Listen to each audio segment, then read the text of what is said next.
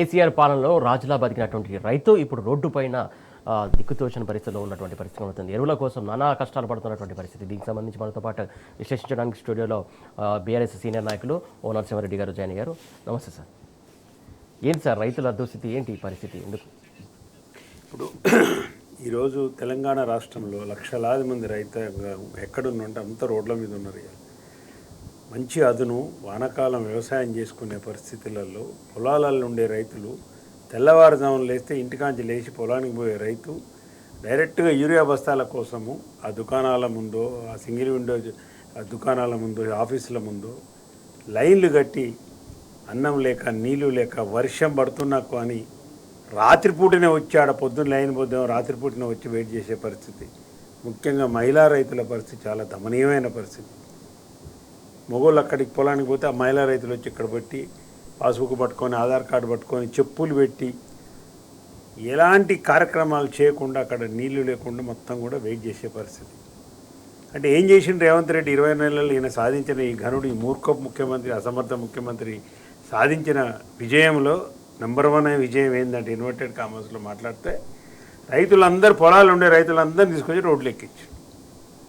కాలు మీద కాలేసుకొని పెరుగన్నం తిని కాలు మీద కాలేసుకొని బతికిన రైతు కేసీఆర్ పాలన 9.5 సంవత్సరాలలో ఎలాంటి చీకు చింత లేకుండా ఇంటి దగ్గరికే రైతు బంధు వచ్చి, ఇంటి దగ్గరికే రైతు బీమా వచ్చి, ఇంటి దగ్గరికే ఎరువులు వచ్చి, కూసున్న కాడికే విత్తనాలు వచ్చి, ఒక దరఖాస్తు లేదు, ఒక దఫరం లేదు, రైతు ఇంటి దగ్గర నుంచి ఆఫీసు పోయే పని లేకుండా వ్యవసాయకు కావాల్సిన అన్ని వనరులు వసతులు కల్పించింది కేసీఆర్ గారు. అవి నీళ్లు కావచ్చు, ఎరువులు కావచ్చు, విత్తనాలు కావచ్చు, పెట్టుబడి సహాయం కావచ్చు, కరెంటు కావచ్చు, ఇవన్నీ చేసిండు. మరి ఒక వ్యవస్థ 9.5 సంవత్సరాలు ఎలాంటి ఇబ్బంది లేకుండా వ్యవసాయము 2014 కంటే ముందున్న సంక్షోభం నుంచి బయటపడి ఒక ఫార్మర్ సెంట్రిక్ గవర్నమెంట్ని, రైతు కేంద్రంగా కేసీఆర్ గారు పరిపాలన ఉంటుందని ఆయన చాలాసార్లు అసెంబ్లీలో చెప్పినాడు, బయట కూడా చాలాసార్లు చెప్పినాడు. రైతే మా పరిపాలన కేంద్ర బిందువు, న్యూక్లియస్ ఎవరంటే రైతు, వ్యవసాయం అని చెప్పినాడు. అట్లాంటి 2014 సంక్షోభం నుంచి వ్యవసాయాన్ని ఒక పండుగలాగా చేసి గ్రామీణ ఆర్థిక వ్యవస్థను మొత్తం కూడా పరిపుష్టి చేసి 60-70% ఉన్న రైతుల్ని మొత్తం కూడా ఆర్థికంగా బలోపేతం చేసి వాళ్ళ జీవన ప్రమాణాలు పెంచి రైతుల కన్నుల్లో ఒక సంతోషాన్ని చూసినాం మనం. వ్యవసాయం అంటే ఇక్కడ హైదరాబాద్లో ఉంటోళ్ళు కూడా పోయి ఊర్లలో వ్యవసాయం ఉంటే అక్కడ ఇల్లు కట్టుకొని వ్యవసాయం చేయాలన్న పరిస్థితికి ఒక వాతావరణాన్ని కల్పించారు. రైతుల కొనుగోలు శక్తిని పెంచినారు. పెళ్ళిళ్ళు కానీ, వైద్యం కానీ, విద్య కానీ ఎవరికి తీసిపోని, ఏ రంగంలో ఉన్న వ్యక్తులకు తీసిపోని విధంగా రైతు కూడా సగర్వంగా, నేనేమంటే ఆత్మవిశ్వాసం పెరిగింది. కాన్ఫిడెన్స్ లెవెల్స్ 9.5 సంవత్సరాల్లో ముఖ్యంగా గమనించవలసిన విషయం ఏంటంటే కాన్ఫిడెన్స్ లెవెల్స్ ఎప్పుడు కూడా హై ఉండాలి ఎవరికైనా కానీ, ఏ వృత్తిలో చేసినా. వ్యాపారం నష్టం వచ్చినా, రైతులకు ముఖ్యంగా వ్యవసాయం నష్టాలు వచ్చి తీవ్ర ఆర్థిక సంక్షోభంలో ఉన్నప్పుడు బలవన్ మరణాలకు పాల్పడే పరిస్థితి ఉండేది 2014 కంటే ముందు. కేసీఆర్ గారి పరిపాలనలో అది లేదు. ఆత్మహత్యలు మొత్తం లేవని పార్లమెంట్లో స్వయంగా చెప్పినారు. ఇవాళ మళ్ళీ ఆత్మవిశ్వాసం కోల్పోయే పరిస్థితులలో రైతులు వ్యవసాయం అంటేనే భయపడే పరిస్థితి, ప్రభుత్వం అంటేనే ఇవాళ రేవంత్ రెడ్డి కనపడితే మొక్క మీద ఉమ్మేసే పరిస్థితి వస్తుంది. ఇవాళ మళ్ళీ అప్పుల పాలవుతున్నారు. మళ్ళీ 600 మంది రైతులు ఈ 22 నెలల్లో, 600 రోజులలో 600 మంది రైతులు ఆత్మహత్యల పాలైనారు. ఇది దేన్ని సూచిస్తుంది మనకనేది ఇవాళ తెలంగాణ సమాజం మేధావులారా దయచేసి మేల్కొండండి, ఆయన మాట్లాడండి.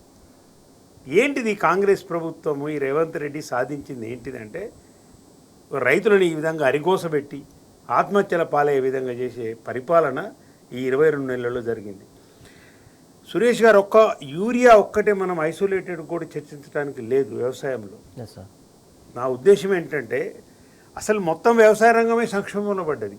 దాంట్లో యూరియా ఒకటి. యూరియా ఇవాళ మనం ఎందుకు మాట్లాడుతున్నామంటే లక్షలాది మంది రైతులు ఇవాళ రోడ్ల మీద వచ్చి మనకు అసలు కనిపిస్తుంటే మనం మాట్లాడితే కళ్ళల్లో నీళ్ళు తిరిగే పరిస్థితి వస్తుంది చూస్తుంటే. ఆ పరిస్థితి చూస్తుంటే మన ఊర్లలో వాళ్ళు పడే బాధలు మాకు కూడా ఫోన్లు చేస్తుంటే అప్పుడప్పుడు ఎవరైనా తెలిసే చెప్పండి సార్ అని. ఈరోజు ఒక చోట రైతులకు లాఠీ చార్జ్ కూడా జరిగింది. లాఠీ చార్జ్ రైతులు కూడా కొట్టుకున్నారు, పోలీసు వాళ్ళు కొట్టిరు, రైతుల మధ్య కొట్టుకున్నారు. అంటే నేనే ముందని ఒకరిని తెల్లారుదామని వచ్చి మధ్యరాత్రి వచ్చిండంట. కాబట్టి ఏం చూస్తున్నాం ఇవాళ ఈ పరిపాలనలో, ఈ వికృత రేవంత్ రెడ్డి కాంగ్రెస్ పరిపాలనలో రైతన్నలో జరుగుతున్న అన్యాయం. ఈ యూరియా ఒక్కటే మనం ఐసోలేటెడ్ చూడడానికి వీళ్ళు వ్యవసాయంలో బాగా మన ఒక చిన్న సబ్జెక్ట్ అది యాక్చువల్గా. అసలు దాని గురించి అసలు ఒక ప్రభుత్వము యూరియా సప్లై చేయలేని పరిస్థితులలో ఇప్పుడు ఈ లైన్లు చూస్తుంటే ఒక ఫ్రెండ్ మెసేజ్ పెట్టిండు, అన్నా ఇదేమన్నా ఉచితంగా ఇచ్చేవి యూరియా అనుకుంటున్నారేమో, డబ్బులు చేత పట్టుకొని పోతే పాస్బుక్ చూపిస్తే ఎకరానికి 1 బస్తా ఇస్తాం, ఎకరానికి 2 బస్తాలు ఇస్తాం అంటే మళ్ళీ భర్త, భార్య, పిల్లలు, కొడుకు, కోడలు, ఆ కుటుంబంలో ఉన్న సభ్యులు అందరు లైన్లో నిలబడవలసి వస్తుంది. ఇప్పుడు కుటుంబం ఇప్పుడు యూరియా కోసం ఉండాలి, వ్యవసాయ పనులు బంద్ పెట్టి 4 ఎకరాలు ఉంటే నలుగురు ఉండాలి ఇప్పుడు. ఎందుకంటే మనం ఎకరానికి 2 బస్తాలు అంటే 10 బస్తాలు కావాలి వాళ్ళకి. మరి వీడిచ్చేది ఎకరానికి బస్తా అంటాడు. దేనికి ఏమైనా రేషన్ కట్టింగా ఇది? 6 కిలోల బియ్యం ఇచ్చినట్టు ఎన్నడన్నా ఉందా? 9.5 సంవత్సరాల పరిపాలనలో నీకు 2 ఇస్తాము, నీకు 3 ఇస్తాము. ట్రాక్టర్ తీసుకొస్తే ట్రాక్టర్ లోడ్ వేసుకొని పోయే పరిస్థితి ఉండే కేసీఆర్ దగ్గర. కేసీఆర్ పరిపాలనలో ఎన్నడన్నా ఒక్కనాడు విన్నామా? అసలు ఎన్నడన్నా రైతులు మాకు ఎరువులు రావట్లేదని 9.5 సంవత్సరాల పరిపాలనలో అసలు రోడ్డు ఎక్కడం కాదు, షాపుల ముందు ఇట్లా నిలబడేది లేదు. ఫోన్ చేస్తే రైతు పోకుండా నేను చెప్తున్నాను. ఇప్పుడు మా ఊరిలో ఉదాహరణ చెప్తాను నేను. ఆటోలలో పోతే రైతులు చిన్న రైతులు ఉంటే వాళ్ళు పోయి టౌన్కి పోయి సూర్యాపేట పోయి తెచ్చుకోవడం ఇబ్బందిగా ఉంటే మా ఊర్లో ఈ ఆటో డ్రైవర్లకు డబ్బులు ఇచ్చేది. డబ్బులు ఇచ్చారే ఒక 10 బస్తాలు వేసుకురా బాబు అంటే వాడు బస్తాకి 20 రూపాయలు 30 రూపాయలు తీసుకొని వేసుకొచ్చేది. అసలు రైతు కదేది లేదు. ఆ ఆటో అతను తెచ్చి ఇంటికాడ డెలివరీ చేసేది. ఈ పరిస్థితి చూసిన ఊర్లల్లో అంటే ఒక ఆటో అతను ఒక 18 కిలోమీటర్లు ప్రయాణం చేస్తే వాడు మిగతా సరుకులు తెచ్చినట్టే, కిరాణం తెచ్చినట్టే. మీరు అనుకోండి, కిరాణా షాప్ పోయి కిరాణం కొనుక్కొచ్చుకున్నట్టే ఎరువుల షాప్ పోయి డబ్బులు ఇచ్చి ఎరువులు తెచ్చి రైతుకి ఇచ్చేది. ఆ పరిస్థితి నుంచి ఇవాళ ఎంత అధ్వాన్నమైన పరిస్థితి అండి. అసలు ఏడుపు వచ్చే పరిస్థితి. రైతన్నలందరూ హరిగోసబెట్టి కళ్ళలో నీళ్ళు తీసుకొని మళ్ళీ 2014 ముందు పాలనలో కాంగ్రెస్ మళ్ళీ చూపిస్తుంది. అదే నేను చెప్తున్నాను. 2014 కంటే ఇప్పుడు నేను ఇక్కడ ప్రశ్న మనం ఆలోచించవలసింది ఏంటంటే సురేష్ గారు, 9.5 సంవత్సరాలు ఒక వ్యవస్థ మంచిగా నడిచి, నేను చెప్పదలుచుకున్న పాయింట్ అప్పుడు కూడా బీజేపీ ప్రభుత్వమే కదా. కేసీఆర్ గారు బీజేపీ మీద పోరాటమే చేసిండు కదా. నీలాగా బడేబాయి చోటేబాయి బంధం కాదు కదా కేసీఆర్ బంధం. బరాబరు ఒడ్లు కొనకుండా ఢిల్లీలో ధర్నా చేసిండు ముఖ్యమంత్రిగా ఉండి. ఇది తెలంగాణ సమాజం కాదు, ఢిల్లీలో కూడా తెలుసు. బరాబర్ కొట్లాడిన మోడీతో కొట్లాడిన నాయకుడు ఎవడుందంటే భారతదేశం మొత్తంలో కూడా కేసీఆర్ ఒక్కడే కొట్లాడింది. ఆయనకు అక్కడనే కదా వణుకు పుట్టింది. బీఆర్ఎస్ పార్టీ పెట్టినాక గుజరాత్ రైతులు కూడా రైతు బంధు ఏమని అడిగినారు ఆయన్ని. ఒక్క తెలంగాణకి కాదు, ఉత్తరప్రదేశ్ రైతులు అడిగినారు. వాజా కేసీఆర్ రైతు బంధు దేరేక తామరకు కేవనే దే కానీ దేశం మొత్తం వ్యాపించింది. అట్లా కొట్లాడిన కేసీఆర్ అక్కడే ప్రధానమంత్రి మోడీ ఉన్నాడు. అయ్యాల కూడా బీజేపీ ప్రభుత్వం ఉంది, ఇక్కడ కేసీఆర్ ఉన్నాడు. ఇవాళ నువ్వు బడేబాయి చోటేబాయి అంటున్నావు. కేసీఆర్ ఎట్లా సాధించగలిగిండు? ఇదే మోడీ ప్రభుత్వం నుంచి కేసీఆర్ ఎరువులు ఎట్లా తెచ్చుకోగలిగిండు? నువ్వు ఆలోచన చేయాలి. ఇప్పుడు ప్రజలందరూ అదే అడుగుతున్నారు. కేసీఆర్ ఉన్నప్పుడు వచ్చినాయి, ఇప్పుడు రావట్లేదు ఎందుకు? ఈ ప్రశ్న ఎక్కడ పోయినా ఇదే ప్రశ్న. కేసీఆర్ ఉన్నప్పుడు ఎరువులు వచ్చినాయి, కేసీఆర్ ఉన్నప్పుడు విత్తనాలు వచ్చినాయి, ఇప్పుడు ఎందుకు రావట్లేదు ఎరువులు? ఇది వాళ్ళని వేధిస్తున్న ప్రశ్న. దానికి మనం జవాబు చెప్పాలి. ఎందుకు అంటే కేసీఆర్ గారు వ్యవసాయాన్ని పండగలాగా చేసే క్రమంలో వ్యవసాయానికి కావాల్సిన ఏదైనా కానీ రైతులకు ఇబ్బంది లేకుండా ముందే సమకూర్చేది ఒక ప్రణాళికాబద్ధమైన పరిపాలనతోని. ఇప్పుడు ఎరువుల విషయం మనం మాట్లాడదాం కాబట్టి చెప్తాను నేను.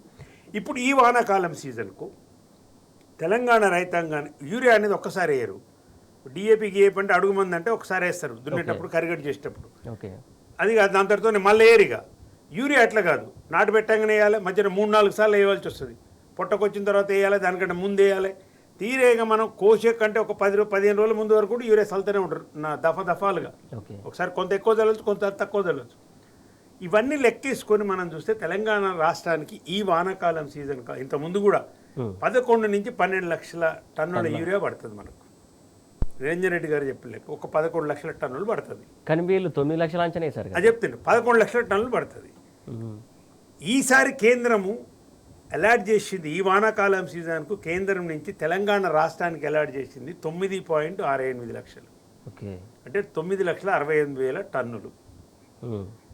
ఇది డేట్ల వైజ్ మంత్ వైజ్ ఉంటుందండి. ఇది మంత్ వైజ్ ఉంటుంది. జూలై వరకు మనకు జూలై 15 వరకే మనకు 70% ఆఫ్ ది యూరియా చేరిపోవాలి. అంటే 8 లక్షల టన్నుల వరకు రావాలి. Yes. ఇప్పటి వరకు రాష్ట్రానికి కేంద్రం నుంచి వచ్చిన టన్నులు ఎంత అంటే 5.32 లక్షల టన్నులు, అంటే 5,32,000 టన్నులు యూరియా తెలంగాణ రాష్ట్రానికి కేంద్రం నుంచి తేలింది. ఎంత గ్యాప్ ఉంది మనకు? దరిదాపు 4 లక్షల టన్నుల గ్యాప్ ఉంది. ఇక సీజన్ వస్తుంది, ఇప్పుడు నాట్లు మొదలైపోయినాయి. ఓకే, ఇక వాడటానికి వీలు లేదు. కాబట్టి యూరియా కొరత ఎందుకు ఏర్పడ్డది? కొరత లేదని ముఖ్యమంత్రి వాగుతున్నాడు, కారు కూతలు కూస్తున్నాడు. అరే కళ్ళు తెరవా ముఖ్యమంత్రి, కొరత ఉన్నది. రైట్ సార్, కొరత గురించి ఇంకా డీప్గా డిస్కషన్ చేద్దాం. ప్రధానంగా ఏదైతే కేసీఆర్ పాలనలో యూరియా విత్తనాలు ఎరువులు అన్నీ వచ్చినటువంటి సక్రమంగా వచ్చినాయి, సకాలంలో వచ్చినాయి, కానీ కాంగ్రెస్ ప్రభుత్వంలో ఎందుకు రావట్లేదు అనేది అందరిలో మెదులుతున్నటువంటి ప్రశ్న. సార్ ప్రధానంగా చెప్పండి, ఏదైతే కేసీఆర్ సార్ హయాంలో పక్క ప్రణాళిక పక్క టైంకి యూరియా ఎలా ఇవ్వగలిగారు, ఆ సప్లై సిస్టమ్ ఎట్లా మెయింటైన్ చేశారు? నేను మనకు అవసరమైన అలాట్మెంట్ 9.68లో 4.3 5.3 వచ్చింది, ఇంకా రాలేదు మిగతాది. ఇప్పుడు ఈ గ్యాప్ వల్లనే రైతులందరూ కూడా వచ్చేసి ఇలా రోడ్ల మీదకి వచ్చి యూరియా కోసం తప్పట్ల పరిస్థితి వస్తుంది. ఇది ఎందుకు జరగలేదు 9.5 సంవత్సరాలు అనేది రైతులందరూ అడుగుతున్న ప్రశ్న. ఎందుకు జరగలేదు అనేది నేను చెప్తున్నాను. ఇప్పుడు దీనికి ఏంటి ఎట్లుండేదంటే, ఇంతకుముందు మాజీ వ్యవసాయ మంత్రి నిరంజన్ రెడ్డి గారు చెప్పిన విషయమైనా, ఇంతకుముందు మంత్రులు చెప్పిన విషయమైనా, మేము ఇంటరాక్షన్లో తెలుసుకున్న అంశమైనా ఏముండేదంటే, అక్కడ ఇప్పుడు జూన్లో ఈ సీజన్ మొదలవుతుంది, వ్యవసాయ సీజను వానాకాలం జూన్లో మొదలవుతుంది, జూన్ 6 నుంచి మొదలవుతుంది. ఈసారి కొంచెం 20 రోజుల ముందే వచ్చింది సీజన్. జూన్లో మొదలైనప్పుడు ఏం చేశారంటే, కేసీఆర్ గారు వ్యవసాయ శాఖ మంత్రి అధికారులందరినీ పిలిచి జనవరి ఎండింగ్లోనే, ఆయన డిసెంబర్ ఫస్ట్ వీక్లోనే మొత్తం కూడా ఎరువులకు సంబంధించి ఈ వానాకాలం సీజన్లో ఎన్ని ఎకరాలు సేద్యమైంది అనుకునే లెక్క వ్యవసాయ అధికారుల దగ్గర ఉంటుంది, వ్యవసాయ శాఖ దగ్గర. ఒక 60 లక్షల ఎకరాలు వరి సాగు అవుతుంది సార్, ఒక 40 లక్షల ఎకరాలు పత్తి అవుతుందని వాళ్ళు పంటలు వేస్తారు. ఒక 5% 10% అటు ఇటు ఉండొచ్చు. ఓకే, ఇది లెక్క తీసుకునేది కేసీఆర్ గారు. తీసుకున్న తర్వాత వ్యవసాయ శాఖ మంత్రిని, మిగతా మంత్రివర్గాన్ని వీలైతే వాళ్ళ అతిథి లేకుండా ప్రధానమంత్రి దగ్గరికి స్వయంగా కేసీఆర్ గారు వెళ్ళటం. జనవరి ఎండింగ్ వరకు ఫిబ్రవరి ఫస్ట్ వీక్లో ఇంటెంట్ లెటర్ పోయేది. అయ్యా మాకు ఈ వానకాలం సీజన్కు మీ దగ్గర నుంచి కేంద్ర ప్రభుత్వం ఫెర్టిలైజర్ శాఖ మంత్రి దగ్గర నుంచి మాకు రావాల్సింది ఈ 11 లక్షల టన్నుల యూరియా కావాలి. మనకు అప్పుడైనా ఇప్పటికైనా వ్యవసాయం, ఇప్పుడు నిరంజన్ రెడ్డి గారు ఇవాళ ఏదో ప్రెస్ మీట్లో ఎక్కడ మాట్లాడాడు, పోయిన వానకాల సీజన్ కంటే ఇప్పుడు 18 నుంచి 20 లక్షల వ్యవసాయం తగ్గిందట వరి. అసలు ఎరువులు తక్కువ పడాలి, మనకి తక్కువ కావాలి, మిగిలాలి లెక్క ప్రకారం. అయితే ఈ లెక్క మొత్తం చూసి లెక్క వేసుకునేది కేసీఆర్ గారు వ్యవసాయ శాఖ మంత్రిని ఢిల్లీకి పంపేది వెంటనే. మొత్తం ఇప్పుడు 25 లక్షల టన్నుల ఎరువులు కావాలండి ఈ వానకాలం సీజన్కు తెలంగాణకు. అది డిఏపి కావచ్చు, పొటాషియం కావచ్చు, ఎన్పికే కావచ్చు, ఎన్ని అడుగు మందులు, పొటాషియం, ఇవన్నీ కలిపితే 25 lakhs tons కావాలి మనకు. ఓకే, అలా 11 లక్షలు యూరియానే ఉంటుంది, మిగతా 14 లక్షల టన్నులు ఇది మిగతా ఎరువులు కావాలి. యూరియా ఒకటి మనం చర్చిస్తున్నాం కాబట్టి ఫిబ్రవరిలో ఇంటెంట్ పెట్టి వ్యవసాయ శాఖ మంత్రిని కేంద్రానికి పంపేది. వరుస ఫాలోఅప్లు ఉండేది, అవసరమైతే కేసీఆర్ గారు పోయేది. ఆ ఇండెంట్ వచ్చిన తర్వాత ఏముంటుంది అంటే, దాంట్లో సప్లై చైన్ అని ఒకటి ఉంటుంది. ఇండెంట్ వాళ్ళు యాక్సెప్ట్ చేసిన తర్వాత కేంద్రం కింద ఇస్తున్నాను అలాట్మెంట్ లెటర్ ఇస్తారు. అలాట్మెంట్ లెటర్లో ఏముంటుంది అంటే, భారతదేశంలో ఎరువులు యూరియా సప్లై చేస్తున్న ఎంత సప్లై అవుతుంది అంటే 500 లక్షల టన్నులు అవుతుంది. ఓకే, మొత్తం 503 లక్షల టన్నులు యూరియా ఉత్పత్తి ఉంటుంది భారతదేశంలో. దీంట్లో మేజర్గా దరిదాపు 40 నుంచి 45% ప్రైవేట్ సెక్టార్లోనే అవుతుంది. అంటే లైక్ ఇప్పుడు Deepak fertilizers, Coromandel fertilizers, Chambal fertilizers, ఇట్లాంటి ప్రైవేట్ సెక్టర్లు ఇవి. దాని తర్వాత కోఆపరేటివ్ సెక్టర్లో ఉన్న దాంట్లో నుంచి దాదాపు ఒక 20%, 22-23% వాళ్ళకు ఉంటుంది. అంటే ఇప్పుడు క్రిప్కో కావచ్చు, ఇఫ్కో కావచ్చు, ఇట్లాంటి కోఆపరేటివ్ సెక్టర్లో ప్రభుత్వం సెమీగా నడిపేయి. అసలు ప్రభుత్వము అండర్టేకింగ్, పబ్లిక్ సెక్టర్ అండర్టేకింగ్ నుంచి నడిచేది నేషనల్ ఫెర్టిలైజర్ కార్పొరేషన్ ద్వారా నడిచేవి కొన్ని ఉంటాయి. రాష్ట్రీయ కెమికల్స్ కానీ, ఇప్పుడు మన దగ్గర రామగుండం ఫెర్టిలైజర్ ఫ్యాక్టరీ మనం ఓపెన్ చేసింది, కేసీఆర్ టైంలో ఓపెన్ చేసింది. ఇవన్నీ ప్రభుత్వ అండర్టేకింగ్స్ డైరెక్ట్గా. ఇవన్నీ కలిపి చేసే ప్రొడక్షన్ 503 లక్షల టన్నులు. మనకు దీంట్లో ఇచ్చేటప్పుడు ఏం చేస్తారంటే, వాళ్ళు అలాట్మెంట్ లెటర్లు ఇచ్చేటప్పుడు ఫ్యాక్టరీల పేర్లతో సహా ఇస్తారు. అయ్యా మీకు 11 లక్షల టన్నులు యూరియా ఇస్తున్నాము, ఈ దీపక్ ఫెర్టిలైజర్ దగ్గర గింత వస్తుంది, ఒక 5 లక్షల టన్నులు వస్తుంది, ఈ ఇఫ్కో దగ్గర నుంచి ఒక 2 లక్షల టన్నులు వస్తుంది, ఈ రామగుండం నుంచి మీకు ఒక 1 లక్ష టన్నులు వస్తుంది అని ఫ్యాక్టరీల నేమ్స్తో సహా పెట్టి అలాట్మెంట్ లెటర్స్ ఇస్తారు వాళ్ళు. అలాట్మెంట్ లెటర్ ఎప్పుడైతే వ్యవసాయ శాఖ మంత్రి గారికి కానీ అధికారులు కానీ వచ్చిన తర్వాత వీళ్ళు ఏం చేసేదంటే, దాన్ని సప్లై చైన్ ఫాలో అప్ చేయాలి వీళ్ళు. అంటే ఇప్పుడు దీపక్ ఫెర్టిలైజర్స్ మనకి ఇచ్చిన ఒక 6 లక్షల టన్నులు ఇచ్చిన అనుకోండి, దీపక్ ఫెర్టిలైజర్స్ కంటిన్యూస్గా ఫోన్ చేస్తుండాలి, మాకు ఎట్లా పంపుతున్నారు మీరు ర్యాక్ ద్వారా పంపుతున్నారా, వెహికల్ ద్వారానా, ఎట్లా వస్తుంది, ఏ ట్రైన్ నెంబర్తో సహా, యూ కాంట్ బిలీవ్, మీరు నమ్మలేరు, ట్రైన్ నెంబర్తో సహా, ర్యాక్ నెంబర్తో సహా వ్యవసాయ శాఖ అధికారుల దగ్గర ఉండేది, లారీ నెంబర్లతో సహా ఉండేది. ఖమ్మం వస్తే ఎక్కడ ఉండేది, ఇక్కడికి వస్తే విజయవాడ వస్తే హైదరాబాద్ వచ్చేది. ఎట్లా ఈ సప్లై చైన్ మొత్తం కోఆర్డినేట్ చేసి ఇవన్నీ తీసుకొచ్చి ఏప్రిల్ మాసంలోనే, మే మాసంలోనే మొత్తం కూడా గోడౌన్లలో రెడీగా ఉండేది, ప్రభుత్వ గోడౌన్లలో. 2014 కంటే ముందు ఈ రాష్ట్రంలో, తెలంగాణ రాష్ట్రంలో గోడౌన్ల కెపాసిటీ 4 లక్షల టన్నులు. కేసీఆర్ గారు దాన్ని 25 లక్షల టన్నుల కెపాసిటీకి పెంచిన గోడౌన్ల కెపాసిటీ. రేవంత్ రెడ్డి మూర్ఖు, నీకు అసలు బుర్ర లేదు, నీకు కల్పన లేదు. కానీ ఇవాళ 25 లక్షల టన్నుల కెపాసిటీ నువ్వు స్టోర్ చేయగలిగే కెపాసిటీ ఉన్న గోడౌన్స్ ఉన్నాయి. నీకు ప్రణాళిక లేకపోవడం ద్వారా, మీరు రివ్యూ చేయకపోవడం ద్వారా జరుగుతున్న నష్టం తప్పితే రైతుల తప్పు లేదు. అట్లా కేసీఆర్ గారు ఇదంతా చైన్, సప్లై చైన్ కూడా ఫాలో అప్ చేసి నెల 15 రోజుల ముందే యూరియా కానీ ఎరువులు కానీ వచ్చి ఇక్కడ తెలంగాణ రాష్ట్రంలో స్టాక్ ఉండేది. అంటే వర్షాలు పడగానే, ఫస్ట్ జూన్ 12, 14 వర్షాలు పడగానే అందరికి ఎక్కడికక్కడికి వెళ్ళిపోయేది. సింగిల్ విండో ఆఫీసులలో అయిపోయి, ఫెర్టిలైజర్ షాపులలో ఉండేది, అన్నీ రెడీగా ఉండేది. ఇంతకుముందు నేను చెప్పినట్టు ఎక్కడైనా ఒక ఊరు నుంచి, ఒక టౌన్ నుంచి ఒక 10 కిలోమీటర్ల దూరంలో ఉండేవాళ్ళు ఆటోలలో, ఆటో డ్రైవర్కి చెప్తే కూడా అరే తెచ్చి ఒక 10 బస్తాలు ఇంటికి తమ్మి అంటే ఛార్జెస్ ఇచ్చేసి, అసలు రైతు దాని గురించి ఆలోచన చేయకపోయేది. ఎట్లా వ్యవసాయం చేయాలి, నేను ఎక్కువ సేద్యం ఎట్లా చేయాలి, ఉత్పత్తి ఎక్కువ ఎట్లా తీయాలి, వరి వంగడాలు కొత్త ఎట్లా పెట్టాలి, వీటి మీద కాన్సన్ట్రేషన్ ఉండి ఉత్పత్తి కూడా ఇట్లా పెరిగిందండి. అందుకని 3 కోట్ల టన్నులకు వరిధాన్యం పోయింది 2021 ఆర్థిక సంవత్సరంలో. ఎక్కడ 50 లక్షల టన్నులు, 40-45 లక్షల టన్నుల వరిధాన్యం నుంచి పంజాబ్ని, హర్యానాను తలదన్నే విధంగా ఎట్లా పోయింది? ఒట్టిగానే పోయిందా? ఇట్లా కష్టాలు పడితే రైతు వ్యవసాయం చేస్తారండి? ఇట్లా కష్టాలు పడితే ప్రొడక్షన్ పెరుగుద్దా అండి? ఉత్పత్తి పెరుగుద్దా? అసలు అంత ప్రణాళికాబద్ధంగా, అంత యాక్యురేట్గా, మెటిక్యులస్గా ఫాలో అప్ చేసి ఎరువులు తెచ్చి రైతులకు సప్లై చేసినాడు. అది విత్తనాలైనా, నేను చెప్తున్నాను, ఎరువులకైనా, నీళ్ళకైనా అంతే. నిరంజన్ రెడ్డి గారికి ఆ మధ్య మేము ఒక సెమినార్ పెడితే వారు మాతో షేర్ చేసుకున్నారు. జూరాల నిండుతుంది అని కేసీఆర్ గారి తెలవంగానే అర్ధరాత్రి 11:30కు ఫోన్ చేసేవాడు. నిరంజన్ ఇమీడియట్గా వెళ్ళి అక్కడ మోటార్లు ఆన్ చెప్పి లిఫ్ట్ ఆన్ చేయాలి ఇమీడియట్గా. కల్లకుర్తి ఎందుకు ఆన్ చేస్తలేరు? వచ్చింది 540 ఆ లెవెల్ వచ్చేసింది, నా దగ్గర ఉంది రిపోర్ట్, ఎమ్మటే వెళ్ళు ఆన్ చేపించు. ఇవాళ ఒక మంత్రికి సోయినాదండి. అసలు ఏమన్నా మనుషులేనా వీళ్ళు?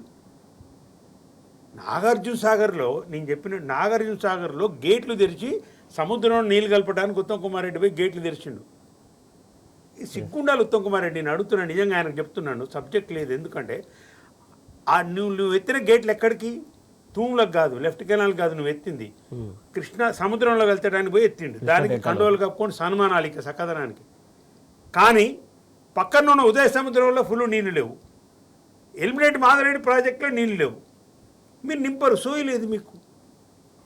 ఇక్కడ మొత్తం నీళ్ళు కృష్ణాలో పోయి సముద్రంలో కలుస్తుంటే కలవకుర్తి మోటార్లు ఆన్ చేయలేదు, ఒక్క మోటార్ ఆన్ చేస్తారు, 3 మోటార్లు ఆన్ చేయాలి.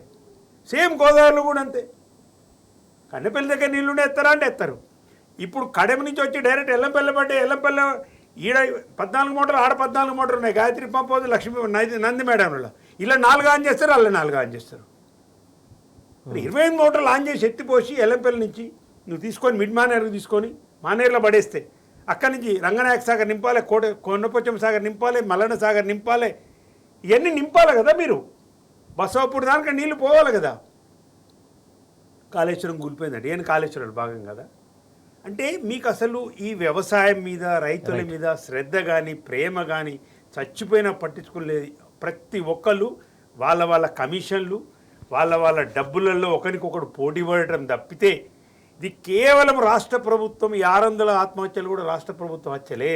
రేవంత్ రెడ్డి హత్యా నేరం కింద ఆయన మీద కేసు పెట్టాలి మనం. యాక్చువల్గా 600 మందిని బలి తీసుకున్నా, ఈయన బలిదేవత అన్నాడు సోనియా గాంధీని, బలి తీసుకున్నాడు ఎవడన్నుండంటే రేవంత్ రెడ్డి ముఖ్యమంత్రి అనేది స్పష్టంగా అర్థమవుతుంది మనకు. రైట్ సార్, ఇంకా డిస్కషన్ చేద్దాం. ప్రధానంగా ఇక్కడ చూసుకున్నట్లయితే ఏదైతే కాళేశ్వరం పైన అశ్రద్ధ చూపడం, దాన్ని పక్కన పెట్టడం, ఏదైతే కేసీఆర్ గారు కట్టినటువంటి ఒక ఆలోచనతో, ఆ మాటతో అట్లా చేయడం, అలాగే ఇప్పుడు గోడౌన్లు మీరు చెప్పినట్టు 20 లక్షల మెట్రిక్ టన్నులకు సంబంధించి కేసీఆర్ కట్టారు కాబట్టే వాటిని పక్కన పెట్టడం, వాటిని యూటిలైజ్ చేయకుండా రైతులకు ఇలా గోసపుచ్చడానికి ఒక ప్లాన్ అనుకోవాలా ముఖ్యమంత్రి హోదాలో? దానికంటే ముందు ఒక్క విషయం, ఇప్పుడు ఈ రాష్ట్రంలో నేను ఇంతకుముందు చెప్పిన ఈ సప్లై చైన్లో భాగంగా ఇంకొక అంశం మనం మర్చిపోయినాం ఏంటంటే కంటిన్యూ సార్. బఫర్ స్టాక్ అనేది మన వర్డ్ వింటుంటాం మేము. మనం సివిల్ సప్లైస్లో మన దీంట్లో ఎరువుల విషయం వ్యవసాయ రంగంలో వింటుంటాం.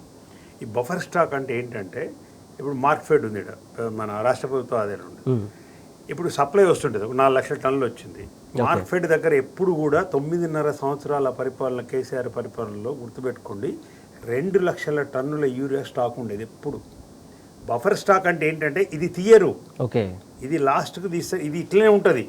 పైకి వచ్చేది పైనుంచి సప్లై చేస్తాడు. 4 లక్షల టన్నులు వచ్చి 4 లక్షల టన్నులు ఇస్తారు. ఈ 2 లక్షల టన్నులు ఎమర్జెన్సీ ఉన్నప్పుడు బఫర్ స్టాక్ పెడతారు. ఇప్పుడు ఎఫ్సిఐ గోడౌన్లలో కూడా మన దగ్గర ఇన్ని లక్షల టన్నుల బియ్యాలు ఉన్నాయి, ఇన్ని లక్షల టన్నులు పెట్టి చెప్తుంటారు కదా.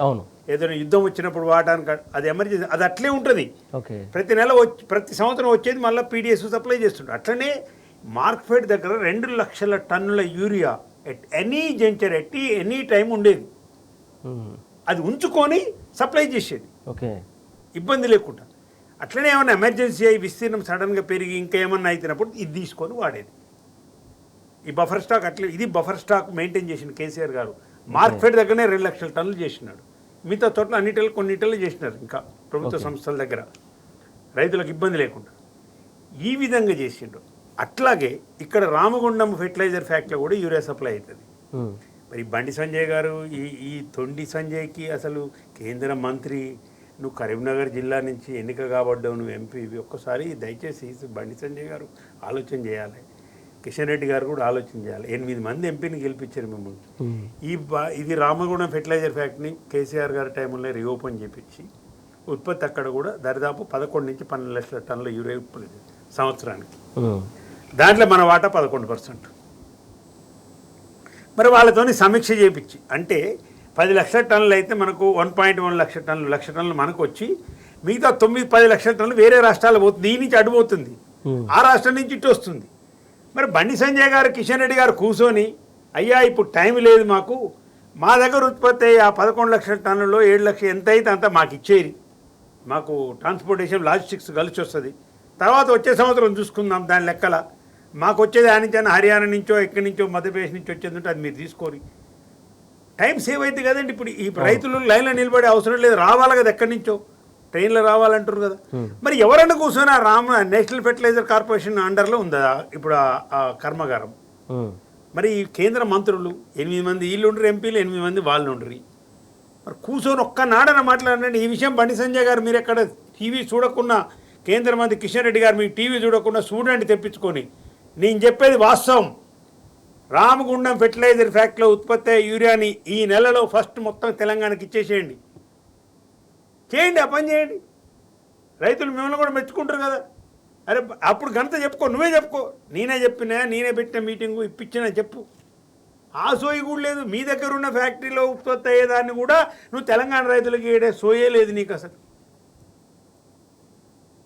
బఫర్ స్టాకు లేదు మీకు ఎక్కడ కూడా. వీళ్ళు వాళ్ళు కలిసేయండి, ఏమంటారు, బ్లేమ్ గేమ్ ఆడటం తప్పితే. ఇప్పుడు రామచంద్రరావు గారు ఏమంటాడు, మేము బరాబరు యూరియా మొత్తం సప్లై చేసినాం అంటాడు.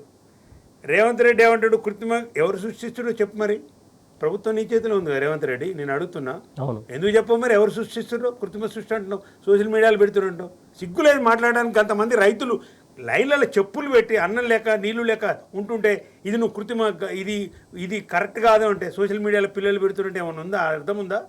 నీ కొడంగల్ అడుగు, మరి నీ కొడంగల్ అడుగు, లేకపోతే నువ్వు పోయి చూడు, చెప్పులు ఉన్నాయో లేవో చూడు, రైతులు తిట్లున్నాయిగా ఇవి విను. కాబట్టి ఏంటంటే ఈ బీజేపీ వాళ్ళు, కాంగ్రెస్ వాళ్ళు ఇద్దరు కలిసి అక్కడ కేంద్రంలో ఉన్న బీజేపీ ప్రభుత్వం, ముఖ్యంగా రాష్ట్ర ప్రభుత్వము, ముఖ్యమంత్రి, ఇక్కడ మంత్రిమండలి యొక్క అసమర్థత. ఇది ఇంతకుముందు చెప్పినట్టుగా అప్పుడు బీజేపీ ఉంది కేసీఆర్ ఉన్నప్పుడు కూడా బరాబర్ తెచ్చిండు, గల్లబట్టి తెచ్చిండు, ఒక ప్రణాళికాబద్ధంగా చేయగలిగిండు వ్యవసాయాన్ని. అందుకే 9.5 సంవత్సరాల కేసీఆర్ గారు ఒక్క రైతు బంధు పేరు మీద 73,000 కోట్లు ఇచ్చిండండి 11 విడతలుగా. రైతుని కళ్ళల్లో పెట్టుకొని, హృదయంలో పెట్టుకొని, గుండెలో పెట్టుకొని చూసుకొని సాదుకుండు కేసీఆర్ గారు. మీరు ఇలా రైతు కళ్ళలకు సూదులు గుచ్చుతున్నారు, రైతు కాళ్ళకు చెప్పులు లేకుండా. ఇప్పుడు చెప్పులు ఆడ పెడితే రైతు కాళ్ళ చెప్పులు ఎక్కడిగా, కాళ్ళల్లో రక్తాలు, కళ్ళల్లో రక్తాలు తీస్తున్నారు మీరు. నీళ్ళు ఇచ్చేది పోయి కన్నీళ్ళు ఇచ్చే పరిస్థితి వస్తుంది ఇలా కాంగ్రెస్ ప్రభుత్వంలో. కాబట్టి టోటల్గా ఏంటంటే ఇలా ఏం చేస్తున్నారు మంత్రులు అనేది మరి ప్రశ్నిస్తున్నారు అందరు రైతులు కూడా. దానికి కూడా మనం అనుకోవాలి, ఏం చేస్తున్నారంటే రేవంత్ రెడ్డి నెల నెల ముడుపులు పోవాలి. ఇప్పుడు ఆయన 51 సార్లు ఢిల్లీ పోయాడు.